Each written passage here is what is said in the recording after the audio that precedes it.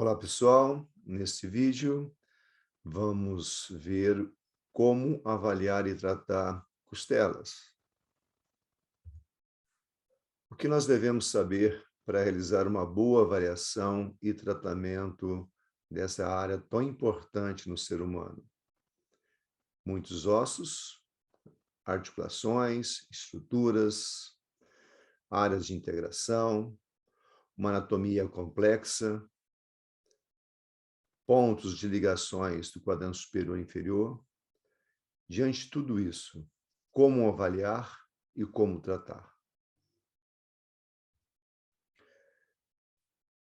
Teremos que seguir uma sequência, detalhes anatômicos, como veremos, os detalhes clínicos importantes e o passo a passo do raciocínio clínico organizado. Existe uma integração de todo esse complexo do gradil costal, torácica, as estruturas internas, com o quadrante superior e quadrante inferior, com as relações com a cervical, complexo ombro, com a lombar, com a pelve, as estruturas mais internas, órgãos e vísceras, coração, pulmão, o próprio sistema circulatório e o próprio sistema respiratório integram toda essa unidade funcional. E devemos estar atentos para os sinais e sintomas que ocorrem nessa área. Os detalhes anatômicos importantes, estruturais, as costelas são ossos longos, num total de 12 costelas. 7 costelas, da primeira à sétima, são as costelas verdadeiras, que estão fixadas no externo. As costelas falsas são da oitava à décima. Na verdade, elas integram a região da sétima costela, através de um tecido fibrocartilaginoso, e as duas últimas costelas, 11ª, 12ª, que são as costelas flutuantes, fazendo 12 costelas total, 24 ao total, direito e esquerdo. Articulações importantes, que realizam a conexão dos ossos costelas com o externo ou com a coluna torácica. No aspecto anterior, a costela, a articulação costocondral e a articulação externo-condral. Um detalhe importante é que a primeira costela, a articulação costocondral, é diferente das demais. Ela é uma anfiartrose, portanto, pouco movimento. No aspecto posterior, duas articulações importantíssimas, tanto no aspecto estrutural quanto clínico, no momento do tratamento do paciente. A articulação costo-transversa, uma articulação mais superficial, e a articulação costo-vertebral, uma articulação mais profunda.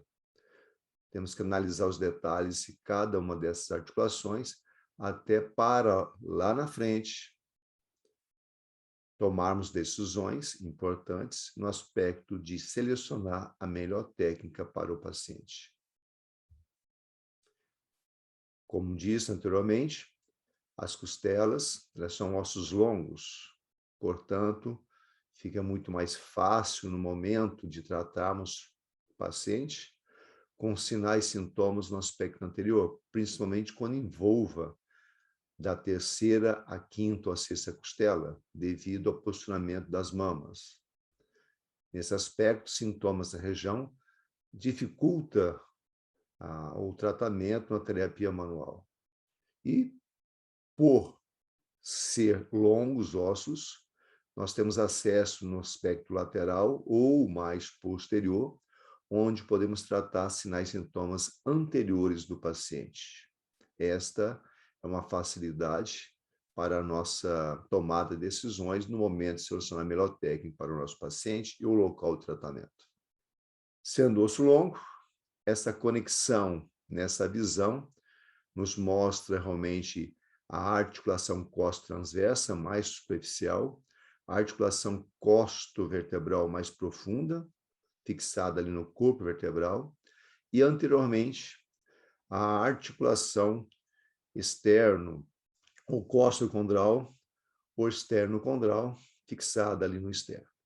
Mostra nessa foto importante de alinhamento e o posicionamento facetário da articulação costo-transversa. Ela é basicamente superficial, ela está fixada, está orientada praticamente paralelo às facetas articulares da torácica, ou seja, da articulação torácica, e mais profundamente nós temos a articulação costo-vertebral com uma orientação facetária diferente da articulação costo-transversa. Portanto, formas e direção de mobilização ou manipulação são diferentes de uma costela para outra, de uma articulação para outra. Outro aspecto anatômico importante e, por consequência, clínico, as costelas, na articulação costo-vertebral, elas articulam com 2 corpos vertebrais. Dessa forma, é importante no tratamento tratar a costela e as suas 2 vértebras torácicas correspondentes. Mas quais costelas e quais vértebras torácicas devemos trabalhar, devemos mobilizar ou manipular? Nessa imagem nos mostra, desde a primeira costela até a 12ª costela, sua articulação. Observe que a primeira costela, ela articula somente com a primeira vértebra torácica, T1. Já a partir da segunda costela, ela articula entre os corpos vertebrais da primeira torácica com a segunda torácica, e assim até o nível da 9ª e a 19ª e a 10ª torácica. Dessa forma, a 11ª costela articula somente com a 11ª vértebra torácica e a 12ª costela com a 12ª vértebra torácica. Então, nesse caso, apenas o tratamento de uma torácica com uma costela. Saindo da área estrutural, óssea e articular, iniciamos o estudo da porção neural. É interessante observarmos que essa disposição neural para a região da costela é importantíssima por vários aspectos clínicos. Os nervos intercostais, elas seguem um trajeto paralelo à sua costela correspondente. Assim que ela emerge do forame, na região torácica, ela segue paralelo. Portanto, a clínica para a costela é muito clara. Não há o caso do paciente relatar uma dor 2, 3 ou níveis abaixo ou acima, onde esses nervos possam subir ou descer. Não há essa disposição anatômica. Então, geralmente, quando o paciente relata algum sintoma ao nível de costela, certamente é no nível que ele está apontando, porque a anatomia é bem clara, os nervos intercostais seguem esse trajeto paralelo à costela. Outro dado importante também, que a frente da costela, junto com o corpo vertebral, ou seja, na articulação costo-vertebral, a cadeia simpática passa à frente. Então, pode-se ter disfunções do sistema nervoso autônomo simpático, que inicia desde T1 até L2, devido a uma disfunção de costela. Essa outra imagem nos mostra os vasos, artéria e veia, e o nervo intercostal seguindo paralelo a uma costela.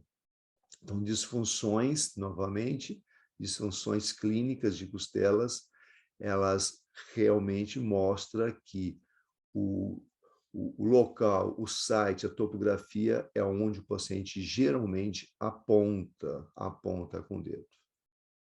E essa relação dos vasos, o coração, nessa caixa torácica é importante, é muito relevante no momento de decisões clínicas. O detalhe clínico inicial é a bandeira vermelha ou a red flag. Bandeiras vermelhas, elas nos serve como orientação de diagnóstico diferencial, excluirmos situações clínicas não mecânicas, ou seja, viscerais, orgânicas, sistêmicas, metabólicas, das mecânicas. Então, antes de asseverar que o sintoma do paciente é mecânico, ou seja, uma simples disfunção de costela, mecanicamente, tem que ser, obrigatoriamente, é mandatório, pesquisar sobre causas prováveis de sintomas que não sejam mecânicos. Então, observando as causas sistêmicas, pode-se ter problemas de aortas, que referem sintomas para essa região, pulmão, esôfago, o diafragma, o estômago do duodeno, fígado, vesícula biliar e duto biliar, pâncreas, intestino delgado, apêndice e cólon, rins e sistema reprodutor. Esse reprodutor masculino, principalmente feminino, ovários, podem referir sintomas próximo ali à 12ª, 11ª costela. Outra causa de bandeira vermelha sistêmica são as mamas, câncer, herpes zoster, osteoporose, trauma e esteroides anabólicos. Causas musculoesqueléticas, aí fica dentro da nossa área, as costocondrites, a síndrome de Tietz, que é uma costocondrite acompanhada com uma dor de angina. O diagnóstico diferencial seria realmente verificar a pressão do paciente, síndrome da costela deslizante, pontos gatilhos, mialgia, distúrbios da coluna cervical e neuralgia do intercostal. O passo a passo do raciocínio clínico organizado. Como nós vamos avaliar e tratar esse paciente? O primeiro passo é saber o nosso público. E nesse nosso público, nós temos que ter o perfil dele. Qual é a história clínica do nosso paciente? Quando iniciou todo esse sintoma? Como iniciou? Geralmente, o tempo vai determinar se é agudo, subagudo ou crônico. E o como? Se for um trauma direto, uma queda, se iniciou com um movimento brusco, uma posição, se iniciou insidiosamente. De qualquer forma, a clínica para um problema de costela é bem soberana. Obrigatoriamente, a respiração tem que estar afetada, principalmente na inspiração, porque as lesões de costela aparecem na expiração. Então, as lesões, ela está na fase expiratória, quando existe um fechamento do espaço intercostal. Os músculos intercostais entram em espasmo e no momento da inspiração leva mais dor. Então, obrigatoriamente, para que o paciente tenha uma história clínica de dor cuja causa seja a costela, a inspiração tem que estar afetada. Pode ser no início da inspiração, no meio ou no final da inspiração profunda e forçada. Passo 2, mecanismo. Essa dor do nosso paciente é nociceptiva, ou seja, é a estrutura local que esteja causando essa dor, a própria articulação costo-transversa, a articulação costo-vertebral, costo-condral ou externo-condral. São os músculos locais que estão causando essa dor. É uma dor neuropática, ou seja, a via neural está afetada por algum motivo, pode ser metabólica, uma neuropatia, pode ser uma neuralgia, ou a própria herpes zoster. Então, a neuropática refere-se justamente diretamente à estrutura neural envolvida. Pode ser uma dor nociplástica. Essa dor nociplástica pode ter um fundo realmente do sistema nervoso central, uma sensibilização central. Isso pode estar sendo afetado por uma disfunção de uma bandeira amarela. É uma emoção que o paciente esteja tido, é medo, é uma sensação de opressão. Então, vários fatores emocionais podem deflagrar, elevando uma dor nociceptiva, cujo cunho é uma sensibilização central. Passo 3, estrutura afetada.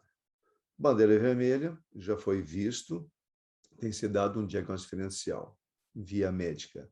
Bandeira amarela são essas situações clínicas de uma sensibilização central, onde o corpo todo está inflamado, o cérebro está inflamado. Tem sido dado mundial exponencial da cervical. Cervical, toda a inervação parte da cervical. Dessa forma, principalmente, o principal nervo que interfere, que inerva o principal músculo do nosso corpo, que é o diafragma. Então, a partir cervical de C3 e C5, o nervo frênico tem um papel importante, imprescindível, fundamental pela sobrevivência. A nível torácico, na caixa torácica, todas as estruturas que estão localizadas na caixa torácica têm que ser vistas e analisadas.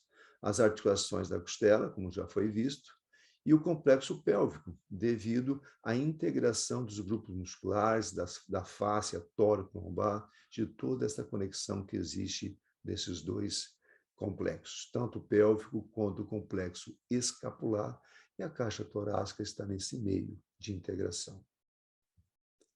Tempo de lesão inicial, fase inflamatória, de 0 a 7 a 10 dias, é a fase de maturação, é a fase de proliferação da estrutura que foi afetada, que envolve de 7 dias a 21 dias ou 3 semanas. Outro está na fase de remodelação, algo mais crônico, de 21 dias até 24 meses. Isso vai ser importante para determinarmos qual vai ser a técnica a ser utilizada, qual a intensidade da técnica a ser utilizada, qual vai ser a frequência dos exercícios. Tudo isso tem uma relação direta com esse tempo de lesão. O passo 5, movimento. Será feito uma avaliação. Inicialmente, a fase funcional importante é a fase de respiração. Perguntar para o paciente, a respiração influencia nos sintomas. Muitos pacientes relatam que o movimento gera um dor na região da torácica. Será que tem um envolvimento de costela? Então, nesse caso, pede-se a função, que é a respiração. E na respiração, a inspiração superficial, médio, profunda, nos ditará realmente a certeza de que há um envolvimento de costela. Se apenas houver sintomas do movimento sem que haja participação da respiração, a costela não está envolvida. Aí temos que avaliar a torácica em si. A fase ativa seria os movimentos ativos normais, como flexão, extensão, rotações, inclinação da coluna torácica. Fase combinada seria já um movimento mais provocativo, realizar uma flexão com uma inclinação para a direita, rotação para a direita, ou uma flexão com inclinação para a direita, rotação para a esquerda, ou a extensão. Geralmente a costela e torácica, elas travam muito em flexão. Então, checar essa fase combinada, verificando se realmente está bloqueada em flexão, e, naturalmente, buscar uma técnica que restabeleça a extensão ou a rotação externa da costela. A fase passiva seriam os testes mais localizados, verificar se tem realmente um lado de rotação travada, do outro lado mais livre, a extensão travada ou a inflexão travada, e assim por diante.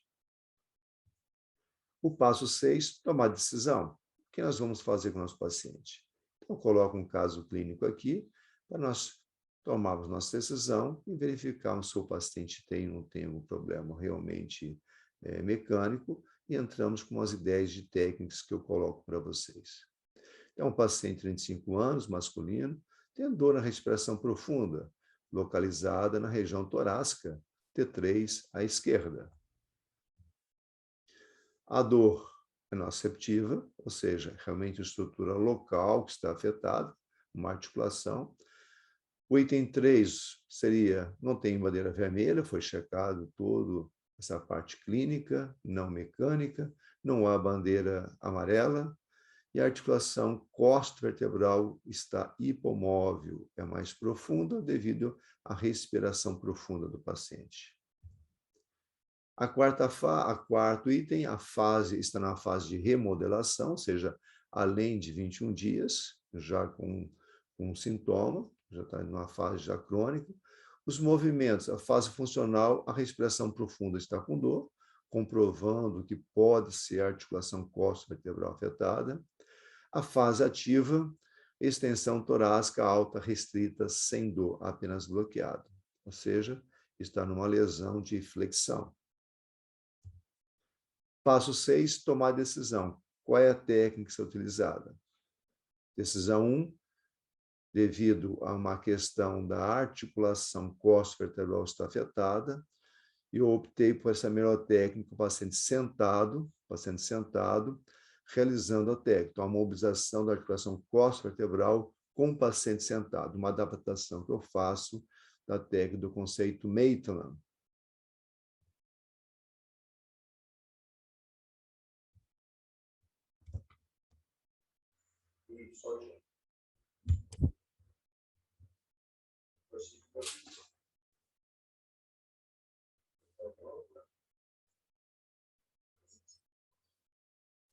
O interessante, o ângulo de mobilização para a costa vertebral é um ângulo de 45 graus.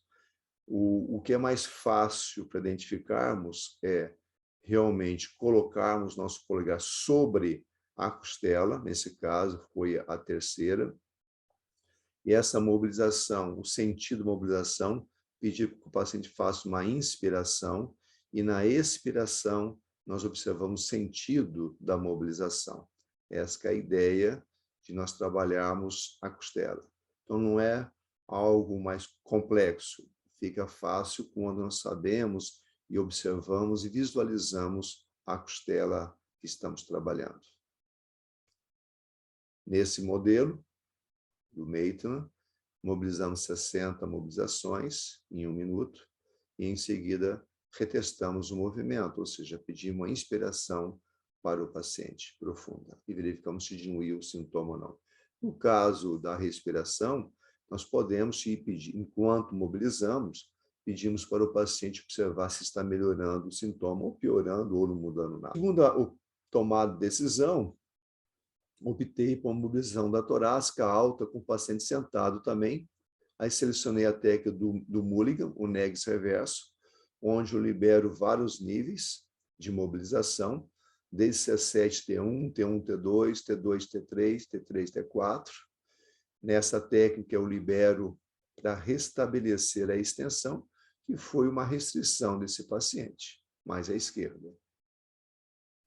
E a tomada de decisão 3 é passar exercícios domiciliares para o paciente, de tal forma que ele faça em casa e perpetue o que nós estamos fazendo na clínica. Essa é a ideia. Se houve uma liberação da torácica alta e da costela, nós mantemos isso com exercícios domiciliares. Então, há o tratamento para manter a torácica e as costelas livres, porque eu realizei 2 procedimentos. Nesse caso, o paciente irá realizar movimentos de inclinação, onde está trabalhando a mobilidade da costela, e nessa técnica eu adequo a respiração. Então, na posição neutra, ele vai inspirar, e conforme inclina para a esquerda, ele expira, a máxima expiração, voltando para o centro, inspirando, inclinando para o lado oposto, expirando, voltando para o centro, inspirando, inclinando para o lado oposto, expirando. E dessa forma, perfazendo repetições. Então, partindo do centro com uma inspiração profunda, inclina-se para um lado, expirando. Volta-se para o centro, inspirando, inclina para o lado oposto, expirando, e assim por diante. Nesse caso, manter-se-á a liberdade de movimento da torácica alta e da rotação externa da costela, que foi liberado com a técnica do Maitland sentado. Bom, meus amigos, é isso. Se vocês gostaram, indique para um amigo. O conhecimento deve ser compartilhado. Também, se gostaram, publiquem, façam seus comentários. No YouTube, logo mais vou postar. Faça sua inscrição, toque o sino, será bem-vindo para todos. Um grande abraço e até a próxima.